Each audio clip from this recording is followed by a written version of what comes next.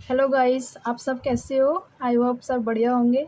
तो आज हम स्टार्ट करने जा रहे हैं 11th class NCERT business studies का चैप्टर 6 साझेदारी संगठन यानी पार्टनरशिप ऑर्गेनाइजेशन। तो इसको स्टार्ट करने से पहले बताते हैं कि लोगों ने इस व्यवसाय को क्यों चूज़ किया, ठीक है? तो देखो, जब भी कोई व्यक्ति यानी कोई इंसान जब व्यवसाय करना शुरू करता है यानी वो सोचता है कि मुझे बिज़नेस स्टार्ट करना है, तो उससे पहले वो हम लोग क्या देखते हैं कि जो हमसे पहले लोग व्यवसाय कर रहे हैं, जो स्टार्ट कर चुके हैं, उन लोगों का व्यवसाय देखते हैं कि उन्हें कैसे प्रॉफ़िट हो रहा है, कैसे लॉस हो रहा है, वो लोग क्या करते हैं ज़्यादा से ज़्यादा प्रॉफ़िट कमाने के लिए, है ना? तो देखो, पहले ये था कि ज़्यादातर पहली जनरेशन में लोग एकाकी व्यवसाय चलाते थे, यानी सोल प्रोप्राइटरशिप, यानी जिसमें सिर्फ़ एक व्यक्ति होता है। ये हम एकाकी व्यवसाय के बारे में हम इससे पहले वीडियोज़ में डिटेल से पढ़ चुके हैं। तो मैं आपको बताती हूँ कि ये होता क्या है। इसमें इसमें ना एकाकी व्यवसाय में क्या होता है कि सिर्फ़ एक ही व्यक्ति होता है, ठीक है? वो अकेला ही व्यवसाय में पूँजी लगाता है, वो अकेला ही सारा लॉस उठाता है, वो अकेला ही जितना भी प्रॉफ़िट होगा उस बिज़नेस में सारा अकेला ही लेगा। तो एकाकी व्यवसाय का मतलब होता है कि अकेला व्यक्ति उस व्यवसाय को स्टार्ट करता है। तो पहले ना एकाकी व्यवसाय चलाते थे लोग, ठीक है? तो उसमें बहुत सारी हानियाँ होती थी, बहुत सारी सीमाएँ थी, जिनकी वजह से वो बिज़नेस आगे नहीं बढ़ पाता था। जैसे कि वो अकेला व्यक्ति है, तो पूँजी भी कम ही होगी, यानी पैसा कम लगा सकता है, वो ज़्यादा नहीं कर पाएगा। या तो वो किसी से उधार ले सकता है या फिर वो जिसके जितनी उसके पास पैसे हैं उतना इन्वेस्ट कर सकता है, ठीक है? और इसी वजह से वो क्या होता था, उसका बिज़नेस ज़्यादा लंबा नहीं चल पाता था। तो इसलिए लोग क्या करते तो इसलिए उन्होंने क्या सोचा कि क्यों ना हम अपने साथ किसी और को भी शामिल करें, 2 व्यक्तियों को या 3 लोगों को या 4 को, ताकि बिज़नेस थोड़ा और लंबा हो सके। और अगर हम 2 लोगों को शामिल करेंगे तो उन लोगों से भी पूँजी आएगी और कुछ हम उधार भी लेंगे, तो काफ़ी बड़ी पूँजी हो जाएगी ना, काफ़ी सारा पैसा इकट्ठा हो जाएगा और तो हम एक अच्छा बिज़नेस स्टार्ट कर सकते हैं। तो इसलिए एकाकी व्यवसाय को बड़ा करने के लिए उन्होंने साझेदारी संगठन को चूज़ किया, यानी पार्टनरशिप ऑर्गेनाइजेशन को चूज़ किया, ठीक है? तो पढ़ते हैं क्या होता है। इसका अभिप्राय व्यावसायिक संगठन के उस प्रारूप से है जिसमें 2 या 2 से अधिक व्यक्ति स्वेच्छा से किसी वैधानिक व्यवसाय को चलाने के लिए सहमत होते हैं। वैधानिक मतलब लीगली, स्वेच्छा मतलब अपनी इच्छा से, यानी कि हम ज़बरदस्ती नहीं कर सकते किसी के साथ कि आपको हमारे साथ बिज़नेस करना ही करना है, मतलब अपनी इच्छा से। वैधानिक यानी लीगली, इल्लीगल नहीं होना चाहिए, ठीक है? तो इसका क्या मतलब हुआ, साझेदारी संगठन का मतलब क्या होता है कि उसमें 2 व्यक्ति होने ही चाहिए, कम से कम 2 होने चाहिए, यानी मिनिमम 2 व्यक्ति होने चाहिए, इससे कम नहीं हो सकते। क्योंकि मान लो 2 से कम यानी 1 व्यक्ति होगा, तो वो तो एकाकी व्यवसाय कहलाएगा ना फिर। और हम क्या स्टार्ट कर रहे हैं? साझेदारी, एकाकी व्यवसाय से बड़ा। तो उसमें मिनिमम यानी कम से कम 2 व्यक्ति होने चाहिए और मैक्सिमम यानी ज़्यादा से ज़्यादा कानून के अनुसार 50 होने चाहिए। हम 2 से स्टार्ट करते हैं, 50 तक ले जा सकते हैं, ठीक है? यानी 2 भी हो सकते हैं और इससे ज़्यादा भी हो सकते हैं, लास्ट 50, ठीक है? तो इसका मतलब क्या होता है, जिसमें कम से कम 2 और अधिक से अधिक 50 व्यक्ति अपनी इच्छा से किसी वैधानिक व्यवसाय को चलाने के लिए सहमत होते हैं, यानी राज़ी होते हैं। उसे क्या कहते हैं? साझेदारी संगठन, ठीक है? अब हम पढ़ते हैं कि साझेदारी संगठन की विशेषताएँ क्या होती हैं, यानी हम कैसे पता चलेगा कि जो व्यवसाय है वो साझेदारी संगठन है। तो पहली विशेषता है एक एक से अधिक व्यक्तियों का होना। ये मैंने आपको बताया था ना कि एक व्यक्ति नहीं हो सकता है, या तो 2 होंगे या फिर 2 से ज़्यादा हो सकते हैं और 50 से कम, यानी 50 भी हो सकते हैं, 50 से कम भी, एक नहीं होगा पर। तो इसमें क्या बोल रखा है, पहला, एक से अधिक व्यक्तियों का होना, ठीक है? साझेदारी में 2 या 2 से अधिक व्यक्तियों का होना आवश्यक है क्योंकि एक अकेला व्यक्ति स्वयं अपना ही साझेदार नहीं हो सकता। साझेदार का मतलब तो यही हो रहा है ना, एक साझेदार, साझा करना, यानी एक दूसरे के साथ साझा कर रहा है। तभी तो 2 लोग हो सकते हैं ना, 2 लोगों के बीच तो हम साझा कर सकते हैं। एक अकेला व्यक्ति तो खुद का साझेदार नहीं हो पाएगा, ठीक है? इसलिए 2 व्यक्तियों का होना ज़रूरी है। 2 या उससे ज़्यादा भी हो सकते हैं। और दूसरा क्या है? व्यवसाय का होना। इसका मतलब क्या है? साझेदारी तभी कहा जाता है यदि वे किसी व्यवसाय को चलाने के लिए सहमत हुए हों। इसका मतलब देखो क्या है, मान लो 2 व्यक्ति इस साझेदारी संगठन को चलाने के लिए राज़ी हुए हैं। मतलब वो सोचते हैं कि हम दोनों इस व्यवसाय को स्टार्ट करेंगे। लेकिन इसका मतलब ये नहीं है कि वो सिर्फ़ सोच रहे हैं, दिमाग में सोच रहे हैं कि हम इसमें ये बेचेंगे, इसमें ये करेंगे, ये माल खरीदेंगे, ये बेचेंगे, इन ग्राहकों को बेचेंगे। सिर्फ़ सोचना ही काफ़ी नहीं है। अगर वो सोचने के बाद जो वो सोच रहे हैं, जो उन्होंने विचार किया है, उसको अगर वो बिज़नेस में दे रहे हैं कि हाँ, उन्होंने बिज़नेस स्टार्ट कर लिया है, बिल्डिंग खरीद लिया है, उसमें उस माल को ले आए हैं, वो बेचना स्टार्ट कर रहे हैं, खरीदना स्टार्ट कर रहे हैं, तभी वो व्यवसाय माना जाएगा, सिर्फ़ सोचना ही नहीं। जैसे हमने सोच लिया कि कल हम यहाँ जाएँगे, सिर्फ़ सोच रहे हैं, गए नहीं पर, तो वो व्यवसाय नहीं हुआ। ठीक है, जब तक हम वहाँ पहुँच नहीं जाते तो हम वो काम कर नहीं लेते। जैसे कि इन्होंने व्यवसाय के बारे में सोचा कि हम इस व्यवसाय को चलाएँगे, ये काम स्टार्ट करेंगे, ये माल खरीदेंगे, ये माल बेचेंगे, मतलब वो दिमाग में सोच रहे हैं अभी। तो वो जो सोच रहे हैं वो व्यवसाय नहीं है। सोचने के बाद अगर उन्होंने स्टार्ट कर लिया है, साझेदारी कर ली है, एग्रीमेंट कर लिया है, व्यवसाय शुरू कर दिया है, माल खरीदना बेचना स्टार्ट कर दिया है, डेली माल खरीद रहे हैं, बेच रहे हैं, तब वो व्यवसाय माना जाएगा। ठीक है? यानी काल्पनिक नहीं होना चाहिए, वो वास्तविक में होना चाहिए। काल्पनिक मतलब सिर्फ़ सोचा हुआ नहीं होना चाहिए, वास्तविक यानी वो दिखना चाहिए कि हाँ, वो व्यवसाय शुरू हो चुका है। ठीक है? तीसरा है उद्देश्य लाभ कमाना और आपस में बाँटना। यानी उनका उद्देश्य क्या होना चाहिए? लाभ कमाना और आपस में बाँटना। अब 2 व्यक्ति हैं, तो उनका उद्देश्य क्या होगा? लाभ कमाना। वो सारे बिज़नेस का होता है कि हाँ, हम क्यों बिज़नेस स्टार्ट करें? ताकि हमें ज़्यादा से ज़्यादा प्रॉफ़िट हो सके, यानी लाभ हो सके। ठीक है? और दूसरा क्या है? अगर उन्हें जितना भी लाभ हो रहा है, ठीक है? जितना भी लाभ हो रहा है, तो वो आपस में लाभ बाँटे। ये नहीं कि अकेला व्यक्ति पूरा लाभ ले ले, नहीं, जितना लाभ हो रहा है वो आपस में बाँटेंगे और लॉस भी होगा तब भी वो आपस में ही बराबर-बराबर उस लॉस को उठाएँगे, ठीक है? तो उनका ऑब्जेक्ट्स क्या होना चाहिए, यानी उद्देश्य क्या होना चाहिए? लाभ कमाना और उसको आपस में बाँटना। साझेदारी का उद्देश्य लाभ कमाना होना चाहिए और उसे साझेदारों में परस्पर बाँटना चाहिए। यानी जितने भी साझेदार हैं, 2 हैं, 2 से ज़्यादा हैं, 50 हैं या 40 हैं, 30 हैं, जितने भी हैं, जितना भी लाभ होगा उनको आपस में बाँटना चाहिए बिना किसी झगड़े के, बिना किसी मतलब झगड़ा किए कि उसे लाभ नहीं दिया, उसे लाभ नहीं दिया। बिना किसी झगड़े किए हुए आपस में लाभ बाँटना उनका उद्देश्य होना चाहिए और पहला उद्देश्य होना चाहिए लाभ कमाना सबसे पहले। ठीक है? ये नहीं होना चाहिए कि 2 व्यक्ति हैं, एक चाहता है कि लाभ कमाऊँ और दूसरा चाहता है कि मैं मतलब अपनी इस जितना पैसा आ रहा है उसको अपनी निजी लाइफ़ में इन्वेस्ट करूँ। इससे ज़्यादा दोनों को सोचना चाहिए कैसे ज़्यादा से ज़्यादा लाभ कमा जाए इस बिज़नेस में और जितना लाभ हो उसको आपस में बाँटा जाए। ठीक है? यानी निजी लाइफ़ से ज़्यादा तुम्हें उस व्यवसाय के बारे में सोचना चाहिए, ताकि ज़्यादा से ज़्यादा लाभ आ सके। चौथा क्या है? असीमित दायित्व। देखो मैंने इससे पहले वीडियो में आपको बताया था कि असीमित दायित्व और सीमित दायित्व क्या होता है। तो ये तो आपने सुना होगा सीमित वर्ड और असीमित वर्ड। दायित्व का मतलब होता है लायबिलिटी। लायबिलिटी मतलब कि हमने किसी से कुछ उधार ले रखा है कि हमारा दायित्व बनता है कि हम उसको वापस करें, मतलब ये होता है, ठीक है? दायित्व मतलब लायबिलिटी कि हमारे उसके प्रति ये लायबिलिटी बनती है कि हमने जो उससे उधार लिया है, चाहे वो पैसा है, कुछ भी सामान है, हम उसको वापस करें, ठीक है? तो असीमित यानी अनलिमिटेड, सुना होगा ना, असीमित यानी अनलिमिटेड, जिसकी कोई सीमा ना हो और सीमित यानी लिमिट, एक लिमिट तक लास्ट खत्म हो जाता है, वो आगे नहीं जाता। तो इसमें भी ऐसा ही कुछ है। असीमित मतलब होता है कि जो बिज़नेस कर रहे हैं 2 लोग, उन्होंने बिज़नेस स्टार्ट करने के लिए बैंक से या किसी भी दूसरे इंसान से या जनता से लोन लिया। मान लो 10 लाख का उन्होंने लोन लिया है, ठीक है? और लोन वो पेमेंट नहीं कर पाए टाइम पर, चुका नहीं पाए, 10 लाख रुपए वो नहीं चुका पाए। तो जो व्यक्ति है जिन्होंने उन्हें लोन दिया था इन दोनों व्यक्तियों को, वो व्यक्ति अपना लोन वापस वसूलने के लिए, अपना पैसा वसूलने के लिए इन दोनों का जो व्यवसाय है, उस व्यवसाय को बेचेगा, उसमें जितनी भी संपत्तियाँ हैं, जितने भी पैसे हैं, उन सबको ले लेगा और अपना लोन वसूल कर लेगा। फिर भी अगर मान लो नहीं हुआ, मान लो इन दोनों का जो बिज़नेस है उसको बेचने से, उनकी सारी संपत्तियाँ, सारा सामान बेचने से 9 लाख रुपए हो गए। फिर भी 1 लाख कम पड़ गया, तो वो उस 1 लाख को वसूलने के लिए क्या करेगा, इन दोनों के घर तक भी आ जाएगा। यानी इन दोनों का घर भी बेच सकता है, अगर उनके पास ज़मीन है वो भी बेच सकता है, ये घर में कोई सामान है वो बेच सकता है और फिर अपना 1 लाख वसूल लेगा। यानी असीमित दायित्व में ये होता है कि अगर हमने किसी से उधार ले रखा है और अगर हम उसकी समय पर भुगतान ना कर पाएँ, पेमेंट ना कर पाएँ, तो वो उधार जिसने हमें उधार दिया है, वो अपना उधार वसूलने के लिए हमारे व्यवसाय के साथ-साथ हमारी निजी लाइफ़ भी में भी आ सकता है। यानी हमारी निजी लाइफ़ हमारे घर तक भी आ सकता है, हमारे घर के सारे बर्तन भी बेच सकता है, ज़मीन बेच सकता है, घर बेच सकता है और अपना पैसा वसूल लेगा। तो असीमित दायित्व में यानी व्यवसाय में भी आ सकता है और हमारे घर तक भी। और सीमित दायित्व में क्या होता है, लिमिट होती है, एक पॉइंट पे आके वो रुक जाएगा। भले उसका लोन पूरा हो या ना हो। यानी अपना लोन वसूलने के लिए सिर्फ़ वो हमारे व्यवसाय तक ही आएगा। हमारा व्यवसाय बंद करवा सकता है, उसको बेच सकता है, उसमें अंदर जितना भी सामान है, जितनी भी संपत्ति है, सारा ले सकता है और अपना पैसा वसूल लेगा। और अगर फिर भी कम पड़ता है, तो वो हमारे घर नहीं आएगा। वो उन लोगों से बोलेगा लेकिन हमारे घर नहीं आ सकता है, हमारे घर ताला नहीं लगा सकता, ना ही हमारे घर का सामान ले सकता है, कुछ भी नहीं।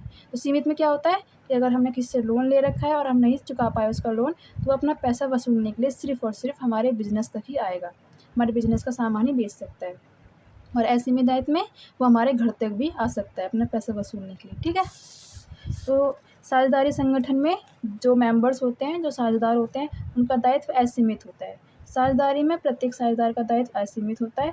लेनदार यानी जिससे हमने उधार ले रखा है, किसी भी साझेदार से व्यक्तिगत रूप से अपना ऋण वसूल करने के अधिकारी होते हैं। इसका मतलब यही हुआ कि जो साझेदारी संगठन जितने व्यक्ति मिलके स्टार्ट करते हैं, मान लो 4 व्यक्ति मिलके स्टार्ट करते हैं, उन्होंने जब स्टार्ट किया तो उन्होंने उधार लिया बाहर से, जितना भी 50,000, 1 लाख, 10 लाख, 20 लाख उन्होंने उधार लिया और टाइम दिया होगा कि इतने टाइम पे वापस करना है, मान लो वो वापस नहीं कर पाए।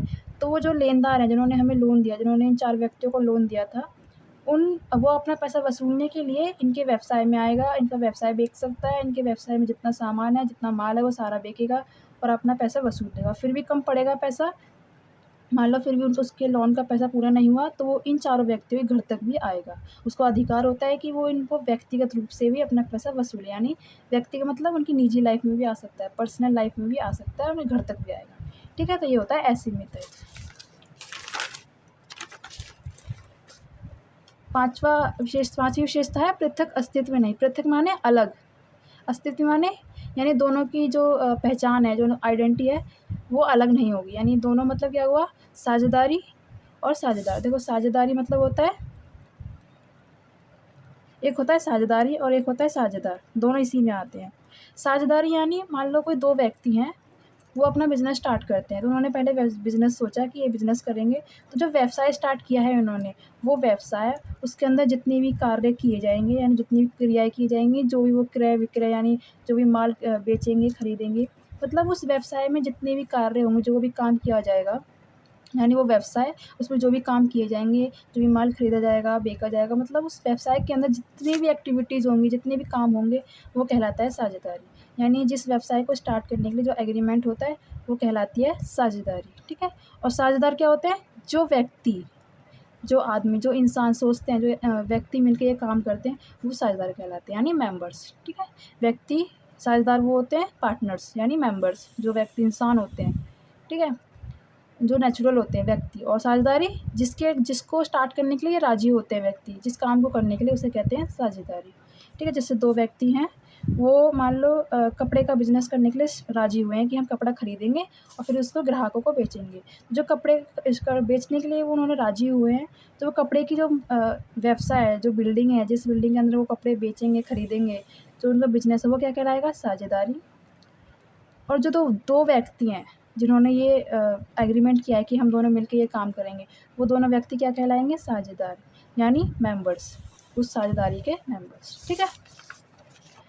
तो 5वां क्या है? पृथक अस्तित्व, यानी जो साझेदारी व्यवसाय है, उस साझेदारी का और साझेदारों का जो आइडेंटिटी है, पहचान है, वो अलग नहीं होते। वो कैसे?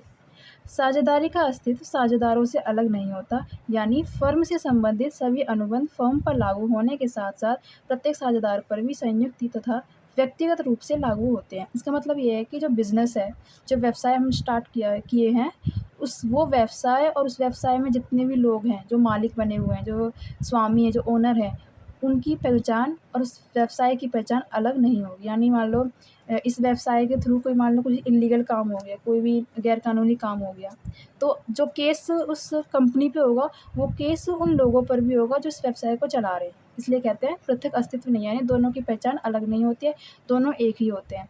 यानी जो उस बिज़नेस के अंदर सामान है, जितना हक उस कंपनी का, उतना ही हक उस कंपनी के मालिकों का भी है। ठीक है? मतलब वो चाहें तो उस कंपनी के सामान को बेच सकते हैं, वरना खरीद सकते हैं, जो चाहें कर सकते हैं। अगर उस कंपनी पे केस होता है, कोई केस फाइल करता है उस कंपनी पे, तो वो केस उन लोगों पर भी होगा, इसलिए उनकी पहचान अलग नहीं है। ठीक है? 6 देखते हैं, केवल व्यक्ति ही साझेदार। इसका मतलब क्या है? व्यक्ति ही यानी सिर्फ़ इंसान ही, यानी जो व्यक्ति हैं वो ही साझेदार बन सकते हैं इस कंपनी में। साझेदारी का सदस्य कोई व्यक्ति ही हो सकता है, कोई अन्य फर्म या संस्था नहीं हो सकती। इसका मतलब क्या है कि मान लो हम कोई बिज़नेस स्टार्ट कर रहे हैं और हमारे उसी शहर में कोई दूसरा बिज़नेस चल रहा है, कोई और बहुत सारे लोग बिज़नेस कर रहे हैं, तो हम ये नहीं कर सकते कि मैं अकेला हूँ, आपकी अपनी कंपनी मतलब मेरे साथ जोड़ लीजिए और आप मेरे पार्टनर बन जाइए। मतलब हम किसी कंपनी को या किसी फर्म को या किसी संस्था को अपना पार्टनर नहीं बना सकते। हम किसी क्या कहेंगे, पार्टिकुलर इंसान को ही पार्टनर बना सकते हैं, किसी मतलब कोई एक ही इंसान को, या किसी जो व्यक्तिगत रूप से मतलब कि वो किसी संस्था में काम नहीं कर रहा है, वो कोई फर्म नहीं है, यानी कोई इंसान होना चाहिए, व्यक्ति होना चाहिए। ठीक है? जैसे 2 व्यक्ति हैं, वो दोनों व्यक्ति पार्टिकुलर अलग-अलग होने चाहिए, वो किसी दोनों ये नहीं होना चाहिए कि वो किसी फ़र्म में काम करते हैं, तो उस फ़र्म क्योंकि वो फ़र्म का नाम भी जुड़ जाएगा फिर हमारी संस्था से। तो इसका मतलब यही है कि कोई फ़र्म या संस्था पार्टनर नहीं हो सकते, सिर्फ़ व्यक्ति ही हो सकते हैं। हम किसी कंपनी को या किसी संस्था को या किसी दूसरे के व्यवसाय को अपना पार्टनर नहीं बना सकते, ठीक है? क्योंकि 2 फ़र्म एक पार्टनर तो नहीं हो सकती है ना, तो दोनों का नाम अलग-अलग हो जाएगा, कि उसका नाम कुछ और है, हमारा कुछ और है, इसलिए टाटा और बाटा पार्टनर्स नहीं बन सकते हैं, ठीक है? ऐसे। तो अब हमने पढ़ लिया इसकी विशेषताएँ। अब हम पढ़ते हैं साझेदारी के प्रकार, यानी साझेदारी यानी बिज़नेस जो हमने शुरू किया है, वो कितने प्रकार की हो सकती है। उसके अंदर कितने प्रकार की मतलब जो बिज़नेस है, जो व्यवसाय है, वो कितने प्रकार के हो सकते हैं। साझेदारी, पार्टनर्स नहीं पूछा इसमें, सिर्फ़ साझेदारी यानी बिज़नेस कितने प्रकार के हैं। पहला है सामान्य तथा सीमित साझेदारी, ठीक है? सामान्य साझेदारी में साझेदारों का दायित्व असीमित होता है। सामान्य साझेदारों का दायित्व क्या होता है? असीमित, यानी जो पार्टनर्स होते हैं सामान्य साझेदारी बिज़नेस में, उनका दायित्व असीमित होता है। इसका मतलब समझाया था अभी इससे पहले कि अगर वो लोन या उधार लिया हुआ चुका नहीं पाते हैं, तो जिन्होंने उधार दिया था इन लोगों को, वो बिज़नेस के साथ-साथ इनके घर भी आ सकते हैं अपना पैसा वसूलने के लिए, ठीक है? परंतु सीमित साझेदारों में एक व्यक्ति साझेदार का असीमित दायित्व होता है, बाकी सबका सीमित दायित्व होता है। देखो सामान्य में जितने भी साझेदार होते हैं, जितने पार्टनर्स होते हैं, सबका दायित्व असीमित होता है। लेकिन सीमित साझेदारी नाम से पता चल रहा है ना सीमित, यानी सबका जो दायित्व होगा सीमित होगा।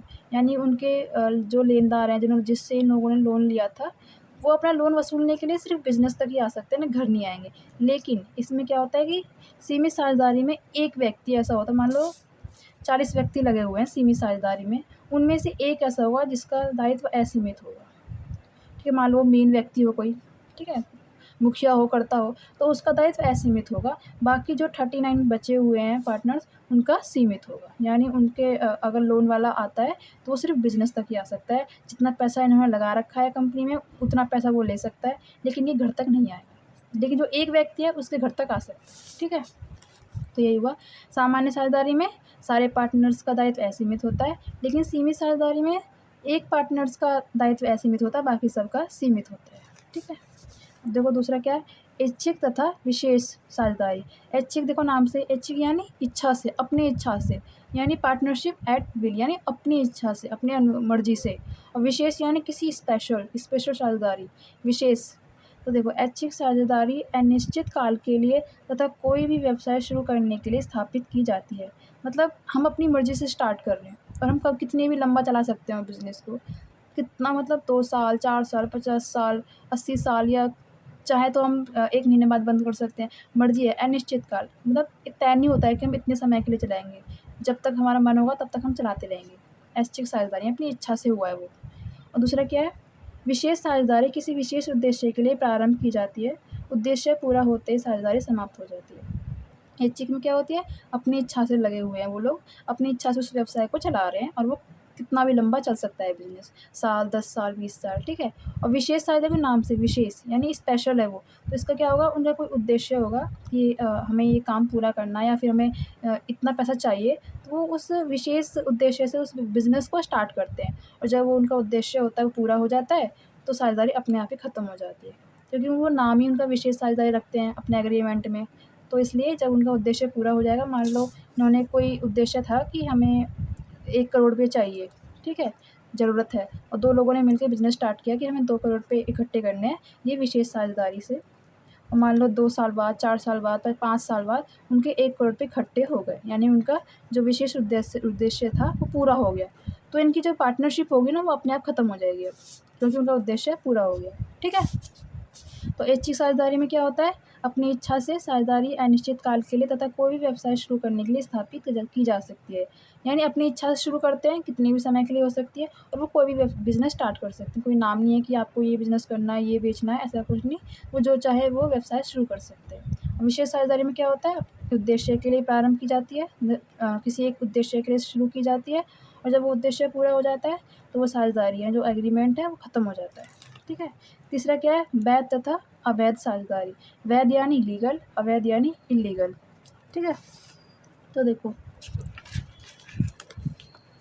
वैध साझेदारी का मतलब क्या हुआ, साझेदारी की स्थापना के लिए भारतीय साझेदारी अधिनियम के अंतर्गत, यानी देखो जो जो एक मतलब कानून बना हुआ है हर कंपनी के लिए कानून बना होता है, हर राज्य में, कि अगर कोई बिज़नेस स्टार्ट करेगा तो उसे इस नियम को मानना होगा।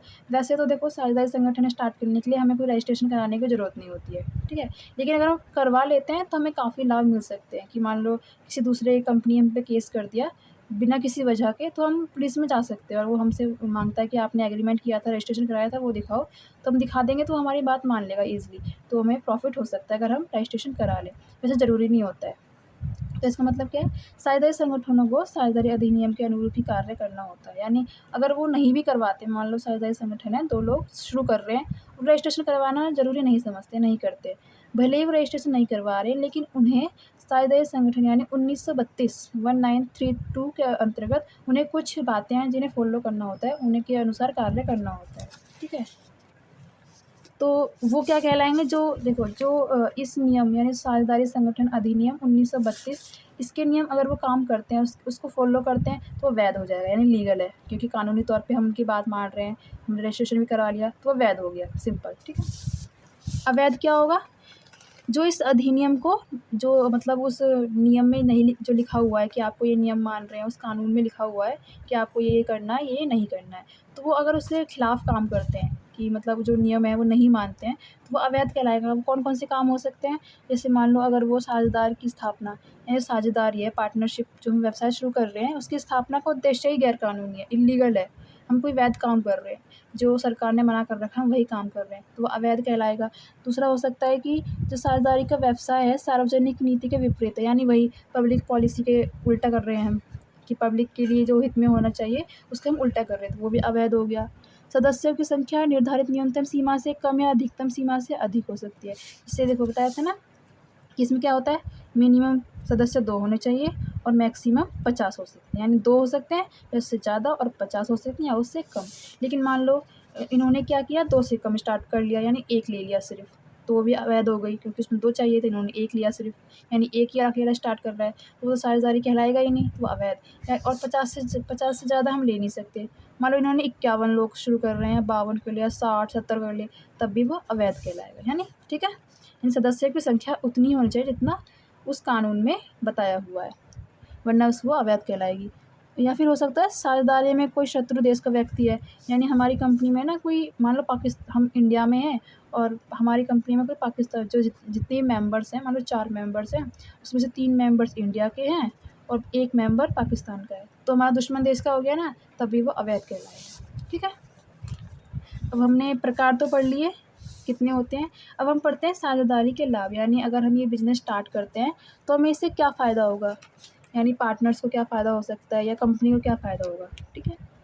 तो पहला है स्थापना में सुगमता। स्थापना यानी शुरू करने में, जब हम उसका बिज़नेस को स्टार्ट करेंगे तो उसमें ईज़िली है। सुगमता यानी आसानी से स्टार्ट किया जा सकता है। साझेदारी की स्थापना के लिए किसी तरह की कानूनी औपचारिकताओं को पूरा करने की आवश्यकता नहीं है। मैंने आपको बताया था ना कि इसमें ज़रूरी नहीं है आप रजिस्ट्रेशन करवाओ। बिना रजिस्ट्रेशन करवाए भी आप उसको स्टार्ट कर सकते हो। लेकिन अगर रजिस्ट्रेशन करवाते हो तो फ़ायदा हो सकता है।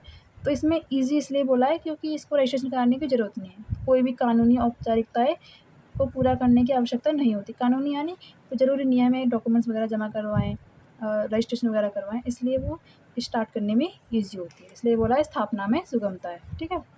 दूसरा क्या है? संतुलित निर्णय। संतुलित निर्णय क्या होता है? बैलेंस्ड डिसीजन, यानी अच्छा डिसीजन लेना। कैसे?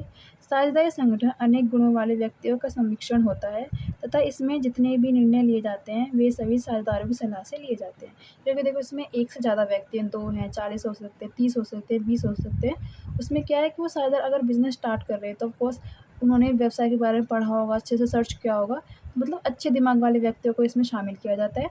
इसलिए कोई भी डिसीज़न लेना होता है तो पहले मान लो कोई व्यक्ति को डिसीज़न ले रहा है, फिर वो दूसरे को बताएगा, ऐसे-ऐसे जितने भी मेंबर्स हैं, उन सबको बताया जाएगा।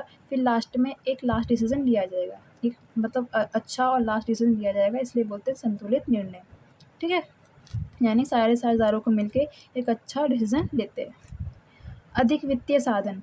अधिक वित्तीय साधन इसलिए बोला है कि अब एक व्यक्ति स्टार्ट करता है तो कम ही पूँजी लगा सकता है ना वो, लिमिट से ज़्यादा लगा ही नहीं पाएगा। और 2 व्यक्ति स्टार्ट कर रहे हैं तो एक की पूँजी बढ़ गई ना, तो मतलब मान लो वो 10 लाख लगा सकता है एक व्यक्ति, और दूसरे को हमने शामिल किया, 10 लाख वो ले आया, तो 20 लाख हो गए ना, तो एक्स्ट्रा हो गए, इसलिए बोला अधिक वित्तीय साधन।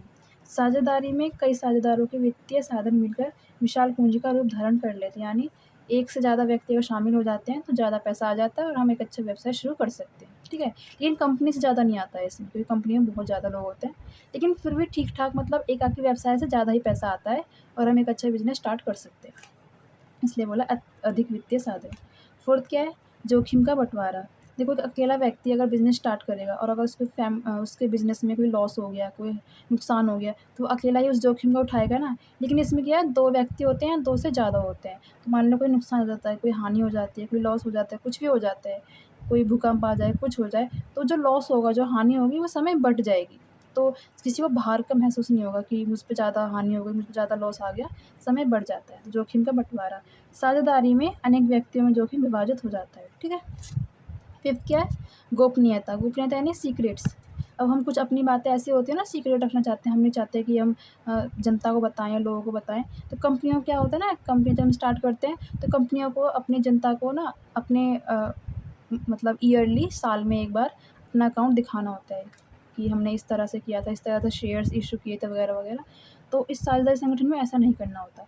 कंपनियों की भाँति, यानी कंपनियों की तरह साझेदारी फर्म के खातों को जनता के सामने प्रस्तुत नहीं करता। यानी कंपनी है ना, वो जनता को, सरकार को अपने अकाउंट दिखाती है, लेकिन जो साझेदारी संगठन है वो नहीं दिखाती। तो इनके जो सीक्रेट्स होते हैं वो छिपे रहते हैं लोगों तक ही। अपने जो मेंबर्स हैं कंपनी फर्म के, इन साझेदारी संगठन के जो मेंबर्स सिर्फ उन्हीं तक रहते हैं, बाहर नहीं जाते, ठीक है। तो सीक्रेट्स है, इसमें रहते हैं सीक्रेट्स। अब देखो हमने क्या पढ़ा कि फ़ायदे क्या-क्या होते हैं। अगर इस कंपनी को कोई फ़ायदा हो रहा है तो नुकसान भी तो होंगे ना, ठीक है। तो पहला क्या है? असीमित दायित्व। अब बताया था ना, असीमित दायित्व क्या होता है कि मतलब अगर उन्होंने लोन ले रखा है किसी से और वो लोन नहीं चुका पा रहे हैं, तो वो लेनदार जिससे हमने लोन लिया था, वो अपना पैसा वसूलने के लिए हमारे बिज़नेस के साथ-साथ हमारे घर तक भी आ जाता है। तो एक लॉस हो गया ना, नुकसान है कि हमने अगर लोन लिया है, नहीं चुका पा रहे, तो हमारे घर का सामान भी बेच देगा। तो असीमित दायित्व यानी नुकसान है। साझेदारी में सभी साझेदारों का दायित्व असीमित होता है। लेनदार सभी साझेदारों से संयुक्त रूप में अपना ऋण वसूल करने के अधिकारी होते हैं। इसका मतलब क्या है कि अगर साझेदार लोन नहीं चुका पाते हैं, तो वो लेनदार जिससे लोन लिया था, सारे साझेदारों से, एक-एक जितने भी साझेदार हैं, सबके घर-घर जाके अपना लोन पूरा वसूल सकता है, जब तक उसका लोन पूरा ना हो जाए, ठीक है। दूसरा क्या है? समन्वय का अभाव। समन्वय का क्या मतलब होता है? भाईचारा, यानी कि भाईचारा, मिल के रहना, इसका अभाव होता है। यानी मतलब जो समन्वय होना चाहिए, जो भाईचारा होना चाहिए, वो नहीं हो पाता है इसके अंदर। क्यों? साझेदारी की सफलता आपसी समझ-बूझ, विश्वास व सहयोग पर निर्भर करती है।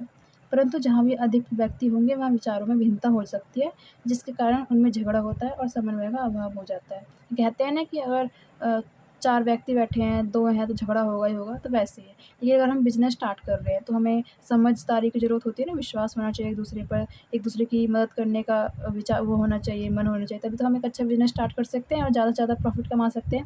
लेकिन इसमें क्या होता है कि ज़्यादा लोग होते हैं, इसलिए झगड़ा भी हो जाता है, क्योंकि कोई डिसीज़न ले रहे हैं मान लो, तो किसी का कोई और सोचता है, कोई कुछ सोचता है, तो मान लो किसी का एक का मान लेता, दूसरा बुरा मान जाता है, फिर उनमें झगड़ा हो जाता है। तो इसलिए समन्वय का अभाव हो जाता है, ठीक है, भाईचारे का अभाव होता है। तीसरा क्या है? निरंतरता का अभाव, यानी लंबे समय तक नहीं चल पाता है ये बिज़नेस, बहुत लंबे समय तक नहीं चल पाता है। क्यों? यदि किसी फ़र्म में केवल 2 ही साझेदार हैं, मान लो कोई फ़र्म स्टार्ट की है, उसमें सिर्फ़ 2 ही व्यक्ति ने मिलके ये बिज़नेस स्टार्ट किया है और इनमें से किसी एक की मृत्यु हो जाए, दिवालिया या पागल होने पर साझेदारी व्यवसाय का अंत हो जाता है। दिवालिया मतलब होता है कि कंगाल हो जाना, मतलब सब कुछ खत्म हो गया उसका, सब कुछ बिक गया मान लो, कुछ भी नहीं बचा उसके पास, उसे कहते हैं दिवालिया, है ना? तो मान लो किसी कंपनी जो व्यवसाय शुरू किया है, सिर्फ़ 2 ही व्यक्ति हैं उसमें, ठीक है? जो साझेदारी संगठन है, मान लो सिर्फ़ 2 ही व्यक्तियों ने मिलके शुरू किया है। उनमें से कोई एक व्यक्ति मान लो पागल हो गया या उसकी मृत्यु, यानी वो मर गया या उसको दिवालिया हो, सब कुछ उसका खत्म हो गया, कंगाल हो, कुछ पैसा नहीं बचा उसके पास, ठीक है? तो क्या होगा फिर? एक ही व्यक्ति बचा और एक व्यक्ति साझेदारी संगठन नहीं शुरू कर सकता, क्योंकि 2 व्यक्ति चाहिए, कानून ही कहता है कि 2 व्यक्ति चाहिए। तो क्या हो जाता है फिर? साझेदारी व्यवसाय खत्म हो जाता है, उसका अंत हो जाता है, यानी निरंतरता का अभाव नहीं रहता।